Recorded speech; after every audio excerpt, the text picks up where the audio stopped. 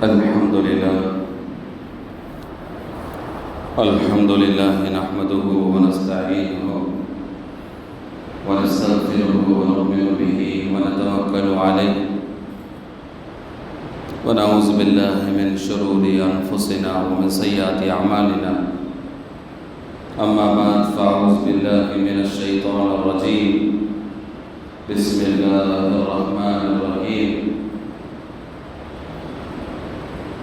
يا أيها الذين آمنوا استعينوا بالصبر والصلاة إن الله مع الصابرين. صدق الله العظيم. رب اشرح لي صدري ويسر لي أمري واحلل عقدة من لساني يفقهوا قولي. اللهم علمني ما جهلت وذكرني ما نسيت. لا إله إلا الله محمد رسول الله صلى الله عليه وسلم. محترم بزرگان دین، معزز سامعین کرام، نوجوان دوستو، بھائیو، گزشتہ جمعہ میں ہم نے سیرت رسول صلی اللہ علیہ وسلم کے عنوان پر بیان شروع کیا تھا. آپ صلی اللہ علیہ وسلم اس امت کے لیے رول ماڈل ہے، بشرط ہے کہ ہم آپ صلی اللہ علیہ وسلم کی سیرت کو جانیں، سمجھیں.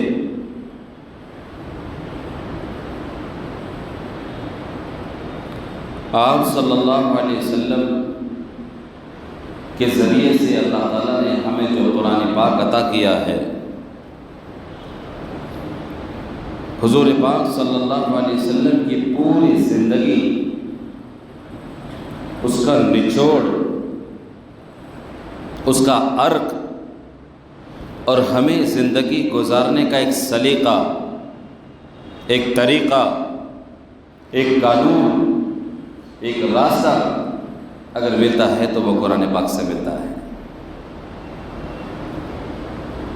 آپ صلی اللہ علیہ وسلم کی زندگی کو اگر ہم پڑھنا چاہے، آپ صلی اللہ علیہ وسلم نے اللہ کے قانون اور احکام کو اپنی امت کے سامنے جو بیان کیا، اس کو اگر ہم سمجھنا چاہیں، وہ قرآن ہے. قرآن کا ترجمہ، قرآن کی تفسیر، قرآن کی آیت ہے. ہر چیز کا ہمیں اس میں سبق ملتا ہے، ہر چیز کا. ہماری زندگی کا کوئی شعبہ ایسا نہیں ہے کہ جس شعبے کو اللہ تعالیٰ نے قرآن میں بیان نہ کیا ہو. اس شعبے سے متعلق اللہ تعالیٰ نے ہمیں اس میں راستہ اور حکم نہ فرمایا. قرآن. لیکن یہ ہم سب کی بہت بڑی کمی ہے، کمزوری ہے. ہمارے گھروں میں قرآن کی تعلیم نہیں ہے. ہم اقرار کرتے ہیں ہمارا جرم. ہماری زبانوں پر قرآن کی تلاوت نہیں ہے. ہمارے بچوں کو قرآن یاد نہیں ہے. خود ہمیں قرآن کی صورتیں یاد نہیں ہیں. ورنہ قرآن میں اللہ نے اس امت کے لیے خزانہ رکھا ہے. خزانہ، سورہ یاسین کا خزانہ، سورہ رحمان کا خزانہ، سورہ تغابن کا خزانہ، آیت الکرسی کا خزانہ، سورہ اخلاص یعنی قل واللہ احد کا خزانہ. اس کی طاقت کو ہم نہیں جانتے. کوئی مسلمان کمزور نہیں ہے. ہم میں سے کوئی فقیر نہیں ہے. ہم میں سے کوئی تنگ دست نہیں ہے. کیوں نہیں ہے؟ اس لیے کہ ہمارے پاس قرآن ہے، ہمارے پاس اللہ کا کلام ہے، ہمارے پاس وہ کلام ہے جو اللہ سے نکلا ہے. ہم ذلیل نہیں، ہم غریب نہیں، بیمار نہیں. ہمارے پاس قرآن کا خزانہ ہے. بس وہ خزانے کا استعمال کیسا کرنا ہے، خزانے کو پہننا کدھر ہے، اس کو استعمال کیسے کرنا ہے، اس خزانے سے فائدہ کیسے اٹھانا ہے، اس خزانے سے دنیا کی سلطنت پر اور دنیا کی بادشاہت پر بیٹھنا کیسا ہے، ہمیں وہ طریقے اور وہ جواہر وہ موتی نہیں معلوم، ورنہ اللہ نے خزانہ دے دیا، اللہ نے خزانہ دے دیا۔ رسول اللہ صلی اللہ علیہ وسلم کی سیرت سے متعلق جمعہ کا بیان ہے، اسی سے جوڑتے ہوئے میں اس بیان کو آگے لے کر چلوں گا۔ آپ صلی اللہ علیہ وسلم نے جو مکہ میں دین کی دعوت شروع کی، لوگوں کو صحیح غلط بتانا شروع کیا، لوگ دشمن ہو گئے، مخالف ہو گئے، خلاف ہو گئے، اس لیے کہ بتوں کا زمانہ تھا، لوگ بتوں کی پوجا کرتے تھے۔ اب جیسی آپ نے حق کی بات کہی، پورے مکہ والے دشمن ہو گئے۔ ایک رات میں جب اللہ کے رسول صلی اللہ علیہ وسلم اپنے گھر میں آرام فرما تھے، دشمنوں نے پورے گھر کو چاروں طرف گھیر لیا۔ کیا آج نعوذ باللہ محمد کا کام؟ اللہ کے نبی تھے، اللہ کے محبوب تھے، خاتم الانبیاء تھے، چادر اوڑے تھے، خبر لگ گئی، تلواروں کے ساتھ، ہتھیاروں کے ساتھ، جان لینے والے اور ہلاک کرنے والے چیزوں کے ساتھ دشمنوں نے چاروں طرف سے گھیر لیا۔ اللہ کے رسول اپنے حجرے مبارک میں پریشان نہیں ہوا، نبی ہے، اطلاع ملی کہ دشمنوں نے چاروں طرف سے گھیر لیا، ہم ذرا سا چلنے لگے، 2-3 دشمنوں نے اگر گھیر لیا ڈر جائیں گے، ہم کانپ جائیں گے، آپ نگاہ کر کسی نے ڈر۔ اللہ کے نبی صلی اللہ علیہ وسلم نے زمین سے ایک بٹی بھر مٹی لی، سورہ یاسین شریف کی آیت وَجَعَلْنَا مِن بَيْنِ أَيْدِيهِمْ سَدًّا وَمِنْ خَلْفِهِمْ سَدًّا فَأَغْشَيْنَاهُمْ فَهُمْ لَا يُبْصِرُونَ۔ وَجَعَلْنَا مِن بَيْنِ أَيْدِيهِمْ سَدًّا وَمِنْ خَلْفِهِمْ سَدًّا فَأَغْشَيْنَاهُمْ فَهُمْ لَا يُبْصِرُونَ۔ اللہ فرماتا ہے ہم نے ان کے درمیان، ان کے پیچھے ایک دیوار حائل کر دی، ایک پردہ ڈال دیا، ان کے درمیان میں ہم نے ایک آڑ ڈال دی، فہم لا، وہ تو سمجھ بھی نہیں پائیں گے۔ اللہ کے رسول صلی اللہ علیہ وسلم نے اس مٹی پہ دم کیا، اپنے حجرے کی مبارک باہر وہ مٹی پھینک دی، سارے دشمنوں پہ اللہ نے کشی طاری کر دی۔ اللہ کے رسول صلی اللہ علیہ وسلم دشمنوں کے درمیان سے باہر نکلے، ننگی تلواروں کے سائے میں باہر نکلے، ہلاک کرنے والے اور جان لینے والے ہتھیاروں کے درمیان سے نکلے۔ اب مجھے بتلائیے، کیا وہ سورہ یاسین بدل گئی؟ کیا وہ نبی بدل گیا؟ یا وہ آیات بدل گئی؟ یا قرآن کے وہ الفاظ بدل گئے؟ کچھ نہیں بدلا، اللہ بھی وہی ہے، نبی بھی وہی ہے، قرآن بھی وہی ہے، سورہ یاسین بھی وہی ہے، سورہ یاسین کی آیات بھی وہی ہیں۔ بس اس آیات سے اللہ کے نبی صلی اللہ علیہ وسلم نے کیا فیض اٹھا کر اپنی امت کو ایک پیغام اور ایک میسج دیا اور کس حیثیت سے رول ماڈل بن کر ہمارے سامنے آئی، یہ ہمیں نہیں معلوم۔ آج ہزاروں لوگ ناجائز مقدمات میں، ناحق کیسوں میں، ناحق قیدوں میں، ناحق دشمنیوں میں ہیں۔ کیا ضرورت ہمیں ڈرنے کی؟ اللہ کے نبی صلی اللہ علیہ وسلم کی بتائی ہوئی آیات ہمارے پاس ہے، قرآن ہمارے پاس ہے، قرآن کا خزانہ ہمارے پاس ہے۔ سورہ یاسین کی تلاوت کیجئے، اس کو پڑھیے، جس نیت کے ساتھ آپ پڑھیں گے اس نیت پہ اللہ آپ کے ساتھ فیصلہ کرے گا۔ اپنے آپ کو بادشاہ بنائیے، اپنے آپ کی حفاظت قرآن سے کیجیے، اپنی بلندی اور اپنے مقام کا فرمان سورہ یاسین سے چڑھوائیے۔ اپنے یقین کا لیول اور مقدار سورہ یاسین سے بڑھائیے۔ میں سورہ یاسین کا پابند ہوں، میں نے سورہ یاسین صبح میں پڑھی ہے، اور آج دن بھر میں چاہے جس معاملے میں نکل جاؤ اللہ تعالیٰ مجھے ذلیل، یہ یقین ہمارا ہو، یہ عقیدہ ہمارا ہو، یہ ایمان ہمارا ہو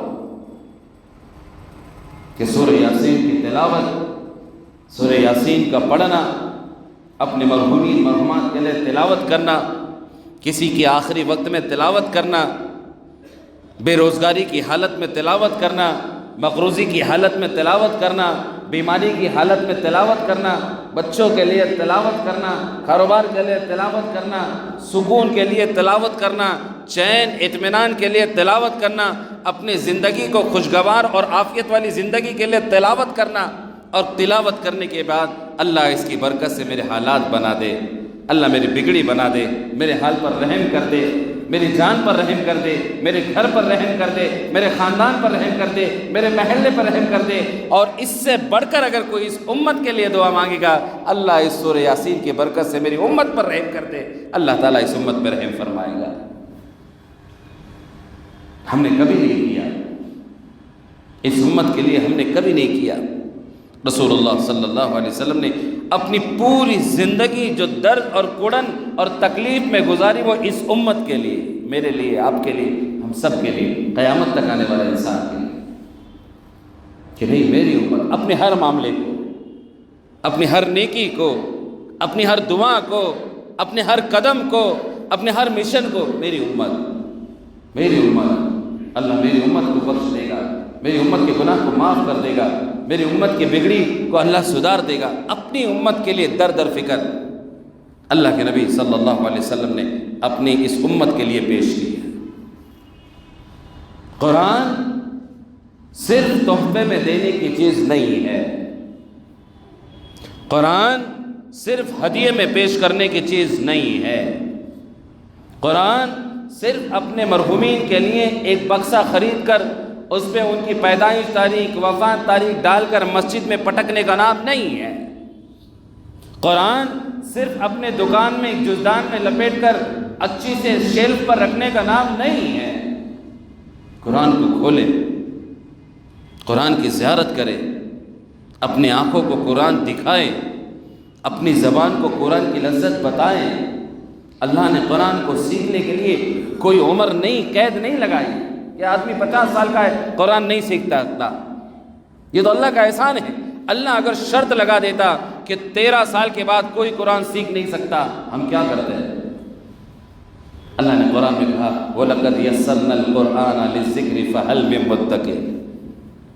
ہم نے قرآن کو آسان کیا، بہت آسان انداز میں کیا، بہت آسان بنایا۔ دنیا میں قرآن سے زیادہ آسان کوئی زبان، ہم نے قرآن کو بہت آسان کیا۔ فَهَلْ مِن مُدَّكِرٍ، ہے کوئی قرآن کو سیکھنے والا، پڑھنے والا، سمجھنے والا، سوچنے والا، غور و فکر کرنے والا، اپنی نجی زندگی میں اور روزمرہ کی زندگی اور معاملات میں قرآن کا دخل دینے والا ہے کوئی؟ فَهَلْ مِن مُدَّكِرٍ۔ قرآن کو پڑھیں، قرآن کی آیتوں کی تاثیر کو جانیں۔ قرآن کی ایک ایک آیت اپنے اندر دنیا کو ہلانے کی طاقت رکھتی ہے۔ ہمارے اکابرین کا، ہمارے اسلاف کی زندگی کا اگر آپ طرز دیکھیں، ان کی مناسبت قرآن سے تھی۔ ایک ایک دن میں 10 پارے، ایک ایک دن میں 15 پارے۔ اس تلاوت کی برکت سے اللہ تعالیٰ نے ان اکابرین کو، ان اسلاف کو، ہمارے درمیان کے، ہمارے اپنے آبا و اجداد، ان کی زبان میں اللہ نے ایک طاقت پیدا کر دی۔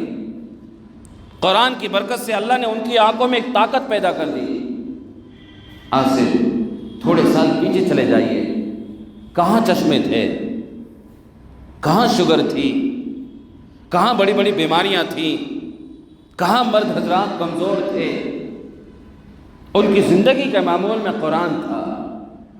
قرآن وہ اپنے اندر داخل کرتے تھے، قرآن کو وہ پڑھتے، اور اس پڑھنے کی برکت سے اللہ تعالیٰ ان کی زبانوں کی لاج بھی رکھتا تھا۔ حضرت مولانا رشید احمد گنگوئی رحمۃ اللہ علیہ نور اللہ مرکزہ، بڑے پائے کے کتب، اللہ کے ولی، ہندوستان کو آزاد کرانے میں سب سے بڑے مرد مجاہد، بڑے اللہ والے، لاکھوں کی تعداد میں لوگوں نے ان کے ہاتھوں پہ ہاتھ رکھ کے اپنی زندگی کے گناہوں سے توبہ کر کے بیعت کر لیا۔ ایک عورت آئی، حضرت میں روزانہ بال بناتی ہوں لیکن میرے بالوں کی مانگ سیدھی نہیں نکلتی، ٹیڑھی نکلتی، مجھے تعویذ بنا کر دیجیے۔ حضرت نے مسکرایا، کہا کہ میں کوئی تعویذ نہیں بناتا، تعویذ کوئی چیز نہیں حضرت، آپ کو میری بالوں کی مانگ سیدھی نکلنے کے لیے تعویذ دینا ہی پڑے گا، جب تک آپ تعویذ نہیں دو گے میں یہاں سے نہیں جاؤں گی۔ قرآن کی برکت، قرآن کا وزن، قرآن کی طاقت، قرآن کی اہمیت، قرآن کی ایک ایک آیت میں اللہ نے کیسا پاور رکھا، اس کی اہمیت ہمیں اس واقعے سے ملتی ہے کہ حضرت آپ کو مجھے میرے بالوں کی مانگ سیدھی نکلنے کے لیے تعویذ دینا ہی پڑے گا، جب تک آپ تعویذ نہیں دو گے میں یہاں سے جانے والی نہیں ہوں۔ حضرت مسکرائے، مسکرانے کے بعد ایک کاغذ منگایا، ایک پین منگایا، پین اور کاغذ سے پین سے کاغذ پہ کچھ لکھ دیا، تعویذ بنا کر دے دیا، کہا جا اپنے بالوں کے اندر رکھ دینا، 2 دن کے بعد مجھے بتانا۔ وہ تعویذ لے کے چلے گئی اور تیسرے دن دوبارہ حضرت کی خدمت میں تشریف لائی اور کہا کہ حضرت میرے بالوں کی مانگ سیدھی نکل گئی۔ اب اس عورت کے ذہن میں یہ بات بیٹھی کہ اس تعویذ سے وہ مانگ سیدھی نکل گئی۔ حضرت بڑے مسکرائے، کہا میرا تعویذ واپس دے دو۔ وہ تعویذ لیا اور تعویذ کو اس عورت کے سامنے کھولا، جتنے لوگ بیٹھے ان کے سامنے کھولا اور کھولنے کے بعد بتایا تو اس تعویذ میں سورہ فاتحہ کی آیت لکھی ہوئی تھی، اہدنا الصراط المستقیم، اللہ ہم کو سیدھے راستے پر چلا دے۔ جب وہ قرآن کی تلاوت کرتا ہے، قرآن کو پڑھتا ہے، اللہ تعالیٰ اس بندے کی زبان کی لاج رکھ لیتا ہے، اللہ اس کی زبان گرنے نہیں دیتا۔ قرآن کو پڑھے، قرآن کو سمجھے، قرآن کو اہمیت دے۔ رسول اللہ صلی اللہ علیہ وسلم کی زندگی کا تعلق قرآن کے ساتھ اس طرح تھا، ان کا جوڑ قرآن سے اس طرح تھا۔ اللہ نے ان سے متعلق احکام کو اور قیامت تک آنے والے انسان کے لیے احکام کو، ایک رہبری کو، ایک گائیڈنس کو، ایک نمونے کو، ایک رول ماڈل کو قرآن میں بیان کر دیا۔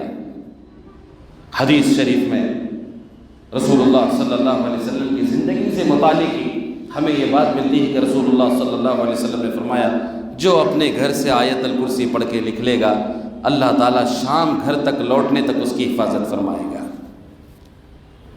کتنی بڑی بات! حفاظت کے لیے ہم کیا کیا انتظامات نہیں کرتے، گلے میں تعویذ، پاکٹ میں تعویذ، پڑھ کے نکلتے، وظیفہ کر کے نکلتے، گاڑی اچھی لیتے، سیف سائڈ لیتے، ہیلمٹ پہنتے، مہنگی گاڑی، ایئر بیگز ہو، انشورنس فل ہو، میڈیکل انشورنس ہو، سارے پریکاشن لیتے کہ میں اپنی زندگی میں سیف رہوں۔ رسول اللہ صلی اللہ علیہ وسلم نے ایک جملے میں بات فرمائی، جو آیت الکرسی پڑھ کے گھر سے نکلے گا، اللہ شام کو گھر لوٹنے تک اس کی حفاظت فرمائے گا، اور ایک فرشتہ اللہ تعالیٰ اس کی حفاظت کے لیے مقرر فرما دے گا۔ ان صحابہ کا، اکابرین کا یہ معمول تھا، اللہ کے رسول صلی اللہ علیہ وسلم کی زبان سے کوئی بات نکل گئی، انہوں نے اپنے سینے سے لگا دیا، پتھر کی لکیر ہے کہ میں نے آیت الکرسی پڑھ لی، اللہ میرا بال بھی باقا۔ ہم اس کو عمل میں لائے، ہم اس کو پڑھے۔ قرآن کی چھوٹی چھوٹی صورتیں، قل واللہ احد، قل اعوذ برب الفلق، سورہ یاسین، سورہ رحمان، جمعہ کے دن سورہ کہف کی تلاوت، بیماروں کے لیے سورہ بہت بڑا خزانہ اللہ تعالیٰ نے ہمیں دیا ہے، ہمیں اس خزانے کی قدر و قیمت نہیں معلوم، ہمیں اس خزانے کی استعمال کی قیمت نہیں معلوم، اس کے استعمال کا طریقہ نہیں معلوم۔ ہم نے قرآنوں کو بند کر دیا، ہم نے قرآنوں پہ دھول جما دی، ہم نے قرآنوں پہ جالے لگا دیے، ہم نے قرآنوں کو صرف جہیز میں دینے کی چیز بنا دی، ہم نے قرآنوں کو صرف فروخت کرنے کی ایک چیز بنا دی، ہم نے قرآن کو اپنے گھر میں سجا دیا، ہم نے قرآن کو تحفے میں دے دیا، ایصال ثواب میں دے دیا، قرآن خوانی میں دے دیا۔ لیکن افسوس ہے ہم نے قرآن کو اپنے آپ سے محروم کر دیا۔ اللہ نے زبان دی، زبان کا استعمال تھوڑی دیر کے لیے سوچے۔ کسی کی زبان کا استعمال گالی میں ہوتا ہے، کسی کی زبان کا استعمال غیبت میں ہوتا ہے، کسی کی زبان کا استعمال جھوٹ میں ہوتا ہے، کسی کی زبان کا استعمال برائی میں ہوتا ہے، کسی کی زبان کسی کو رلاتی بھی ہے، کسی کی زبان کسی کو ہنساتی بھی ہے، کسی کی زبان سے نکلی ہوئی دعائیں آسمان کی بلندیوں پر بھی پہنچاتی ہے، کسی کی زبان کی نکلی ہوئی بددعائیں زمین کے نیچے بھی دھساتی ہے زبان، اور اسی زبان سے قرآن پاک کی تلاوت بھی ہو سکتی ہے۔ اللہ نے ہاتھ دیے، یہ ہاتھ ایک مکہ بن کے کسی کے لیے پنج بھی بن سکتا ہے۔ یہ ہاتھ ایک بوڑھے ماں باپ کے لیے، بہت سارے لوگ کارگزاری لے کر آتے، ماں باپ کا ایک الگ عنوان ہے بیان کا، یہ ہاتھ ماں باپ کی خدمت کے لیے بھی استعمال ہو سکتا ہے۔ یہ ہاتھ کسی کے والد ضعیف ہو، چل نہیں سکتے، کسی کے والد ضعیف ہو، اپنی اولاد کے لیے اپنی ضروریات کو پورا کرنے کی اپنی اولاد کے محتاج ہیں، ان ہاتھوں کی قدر ان لوگوں سے جا کر پوچھے، ان ہاتھوں کی اہمیت ان لوگوں سے جا کے پیچھے۔ بوڑھے ماں باپ ہیں، استنجا نہیں کر سکتے، اور جو بیٹا ان ہاتھوں سے اپنے ماں باپ کا استنجا اٹھاتا ہے، جب وہ استنجا اس ہاتھ میں آتا ہے، دنیا کی دولت کا وزن اتنا نہیں، دنیا کی دولت کی قیمت اتنی ہی جو ایک بیٹے کے لیے اپنے باپ کی اس بیت الخلا، اس گندگی کو اٹھانے کا وزن ہے، اس کا مزہ بھی ہے۔ یہی ہاتھ کسی کو مارنے کے لیے استعمال ہوتا، یہی ہاتھ کسی کے لیے غلط فیصلہ کرنے کے لیے استعمال ہوتا، یہی ہاتھ گناہ کے لیے استعمال ہوتے، لیکن ایک ہاتھ وہ ہے کہ جس ہاتھ سے ہم اللہ کا کلام قرآن کو اٹھا کر اپنے سینے سے لگا رہے، یہ استعمال بھی ان ہاتھوں کا ہوتا۔ ان ہاتھوں کی اہمیت ہم ان سے پوچھے جو مسجد کے باہر راستوں پر ہے، جو ہاتھوں سے معذور ہے، جو پیرالائز کے شکار ہے، جو دوسروں کے محتاج ہے۔ ان ہاتھوں کی قیمت ہم ان سے پوچھے جو پولیو کے مریض ہے، جن کو پیدائش سے ہاتھ کا کوئی انتظام نہیں، ان سے پوچھے۔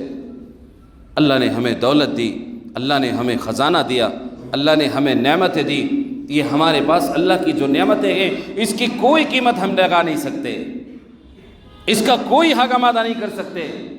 اللہ نے آنکھ دی، ان آنکھوں کا استعمال ہم خود جانتے ہیں ہم کس لیے استعمال کر رہے ہیں، لیکن ان آنکھوں کا استعمال اللہ کے کلام کو دیکھ کر تلاوت کرنا بھی ہے، قرآن کو پڑھنا بھی ہے۔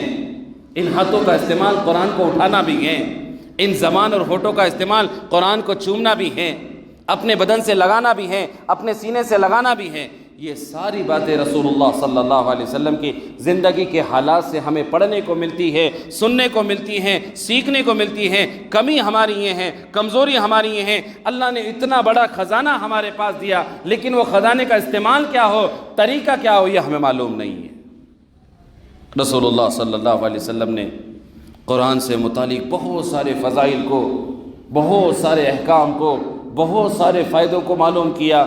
جو لوگ زندگی سے ہار چکے، جو لوگ زندگی سے تھک چکے، کتنے ایسے لوگ ہیں جو زندگی سے ہار چکے، تھک چکے، دنیا ان کے لیے عذاب کا ایک گھر بن چکی، اور وہ ہمیشہ اس در پہ رہتے کہ میں اپنے آپ کو ختم کر دوں، اللہ مجھے موت دے دے۔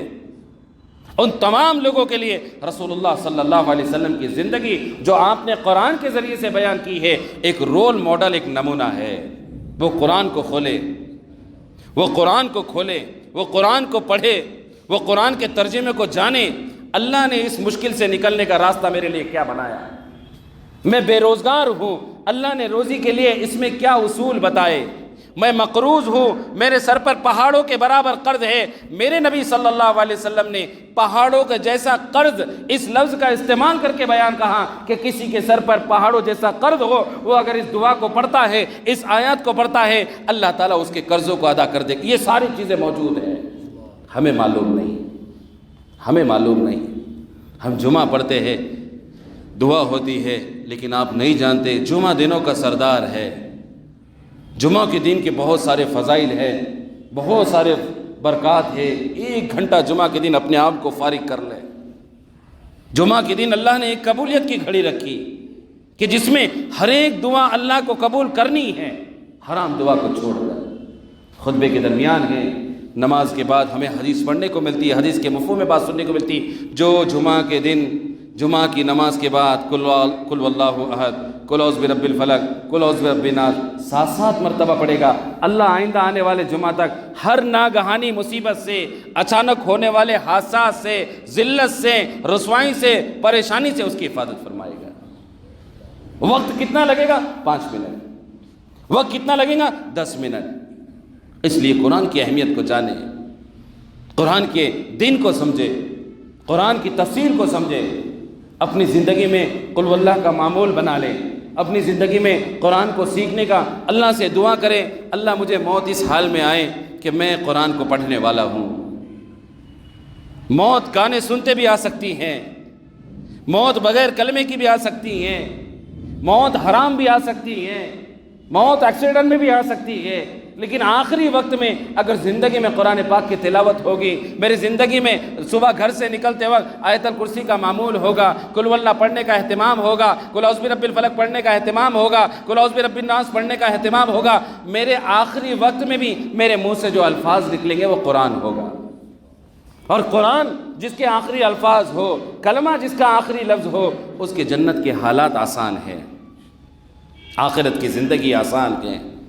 دنیاوی زندگی کو آسان بنانے کے لیے، آخرت کی زندگی کو آسان بنانے کے لیے رسول اللہ صلی اللہ علیہ وسلم کی زندگی میں اور آپ کی سیرت میں ہمیں قرآن کو جو اہمیت ملتی ہے، ہم نیت کریں انشاءاللہ ہم قرآن کو پڑھیں گے۔ جو لوگ نہیں جانتے پڑھنا، کوشش کریں ہم اس کو سیکھیں گے۔ اللہ نے اتنا انتظام کیا، موبائل کا زمانہ ہے، نیٹ کا زمانہ ہے، علماء کرام نے موبائلوں پر، مسجدوں میں آن لائن کلاسز، بہت ساری چیزیں، ہم موبائل کو غلط چیزوں دیکھنے میں اپنا وقت ضائع، ہم نیت کریں ایک آیت ہو میں سیکھوں گا، اس موبائل سے میں سیکھوں گا، اس کا استعمال اللہ نے دیا، یہ نعمت ہے، میں اس کا صحیح استعمال کروں گا۔ اگر ایک آیت بھی میں قرآن سے سیکھ لوں اور اپنی زندگی میں وہ قرآن پڑھنے کا میرا معمول بن جائے، میری زندگی کامیاب ہے، میری زندگی میں سکون ہے۔ ورنہ بہت سارے لوگ ہیں جنہوں نے اپنی زندگی میں قرآن کو نہیں سیکھا، آخری وقت میں وہ ڈر میں ہوتے ہیں، دہشت میں ہوتے ہیں، موت کے وقت میں ایک خوف طاری ہوتا ہے۔ اور جو لوگ قرآن پاک کا اہتمام کرتے ہیں، جن کی زندگی میں قرآن پڑھنے کا اہتمام ہوتا ہے، ان کے آخری وقت کے حالات کو دیکھیں، ان کی روح ایسے قبض ہوتی ہے پتہ ہی نہیں چلتا ہے انتقال ہو گیا۔ اور کتنے ایسے لوگ ہیں جو سالوں نہیں مہینوں بستر پر پڑے رہتے ہیں، گھر والے تنگ آ کر یہ دعا کی درخواست کرتے، مولانا صاحب دعا کر دو اللہ کچھ تو بھی فیصلہ کر دے، کہ اللہ بس راحت دے دے، کھلے الفاظ میں اللہ ان کو اٹھا لے۔ یہ سارے حالات سے بچنے کے لیے ہمیں قرآن پاک کو ضرور پڑھنا چاہیے، قرآن پاک کو سیکھنا چاہیے۔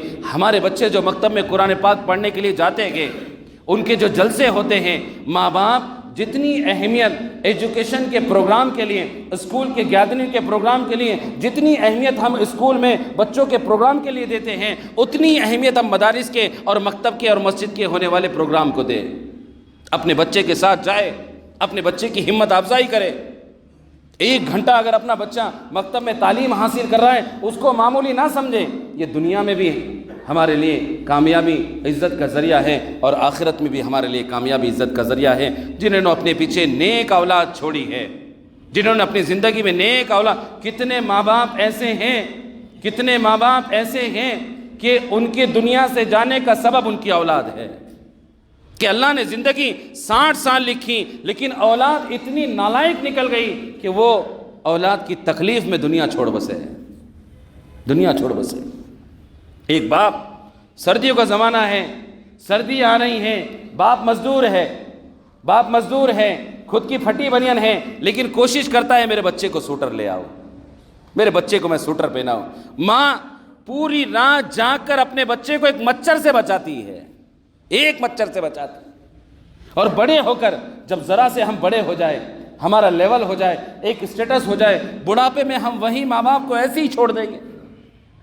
ایک باپ اس لیے ڈرتا ہے، مولانا کچھ مت بولو، میرا بچے کا دماغ بہت گرم ہے، بہت غصے والا ہے۔ بتلائیے مجھے، جو ماں باپ اپنے اولاد کے غصے سے ڈرتے ہو، جو ماں باپ اپنی اولاد کی کمائی سے محروم ہو، جو ماں باپ اپنی اولاد کی حلال روزی کے سکھ سے محروم ہو، کیا ایسی اولاد جہنم کو پار کرے بغیر جنت میں جا سکتی؟ اس کی دنیا بھی جہنم ہے، اس کی آخرت بھی جہنم ہے، اس کی قبر بھی جہنم ہے۔ قرآن کو سمجھے۔ چھوٹے چھوٹے بچے قرآن پڑھنے کے لیے جاتے، اللہ تعالیٰ نے قرآن میں ان بچوں کو حکم دیا، وَقُلْ رَبِّ ارْحَمْهُمَا كَمَا رَبَّيَانِي صَغِيرًا۔ بچوں کو مسجد میں یہ پڑھایا جاتا، مکتب میں یہ تعلیم دی جاتی کہ اللہ دیکھو اپنے ماں باپ کے بارے میں بچوں آپ کو یہ حکم دے رہا ہے کہ اپنے ماں باپ کو اف تک نہ کہو۔ اور ہمارے بچے، کتنے بچے ایسے ہیں ماں کو ارے تورے بھی بولتے. مسلمانوں کے بچے، ہماری قوم کے بچے، ہمارے سماج کے بچے، ہمارے محلوں کے بچے، ہمارے خاندان کے بچے شرابی ہیں، نشے کے عادی ہیں، منشیات کے عادی ہیں، ماں باپ کے ناک میں دم کر رکھا ہے. ماں باپ بڑھاپے میں وہ بجائے ماں باپ کا سہارا بننے کے ماں خود دوسرے کے گھر کام کو جا کے اپنے بچے کو پال رہی ہے. یہ ساری باتوں پہ اگر ہم دھیان دیں گے، توجہ دیں گے، اور رسول اللہ صلی اللہ علیہ وسلم کی جو سیرت ہے اور اس میں قرآن پاک کی اہمیت کو جو بیان کیا گیا ہے، یہ سارے پہلو اور یہ سارے سبق ہمیں انشاءاللہ قرآن سے سیکھنے ملیں گے. اللہ کے رسول صلی اللہ علیہ وسلم کی سیرت ہمارے لیے دنیا میں زندگی سکون سے گزارنے کا ایک بہت بڑا رول ماڈل ہے. ضرورت ہے کہ ہم اس کو جانیں، قرآن کو پڑھیں. ایک آیات کیوں نہ ہو، 10 آیات کیوں نہ ہو. خیرکم من تعلم القرآن وعلمہ. رسول اللہ صلی اللہ علیہ وسلم نے فرمایا تم میں سب سے بہترین وہ ہیں جو قرآن کو سیکھے اور سکھائے. من تعلم القرآن علمہ، جو قرآن کو سیکھتا ہے، قرآن کو محفوظ کرتا ہے. کسی کا بچہ حافظ قرآن بنتا ہے اور اپنے سینے میں قرآن کو محفوظ کرتا ہے، قیامت کے دن ان کے ماں باپ کو ڈھونڈا جائے گا کہ حافظ قرآن کے ماں باپ کہاں ہیں. نور کا تاج ان کے سر پر پہنانا ہے. کوئی حافظ قرآن نہیں بنا سکتا، اپنے بچے کو اپنے سے دور نہیں کر سکتا. وہ کم سے کم اپنے مقام پہ رہ کے اپنے بچے کی قرآن کی تعلیم کی فکر کرے. ہم چاہے زندگی کے عمر کے جس لیول کو پہنچے، لیکن کوشش کرے انشاءاللہ ہم قرآن پڑھیں گے سب. ہم قرآن کو سیکھیں گے انشاءاللہ، اور سیکھ کر ہم اپنی زندگی میں اس کو لانے والے بنیں گے. اللہ تعالیٰ مجھے بھی ہم سب کو کہنے سننے سے زیادہ عمل کرنے کی توفیق نصیب فرمائے. وآخر دعوانا الحمدللہ رب العالمین. سنتیں پڑھ لیجیے.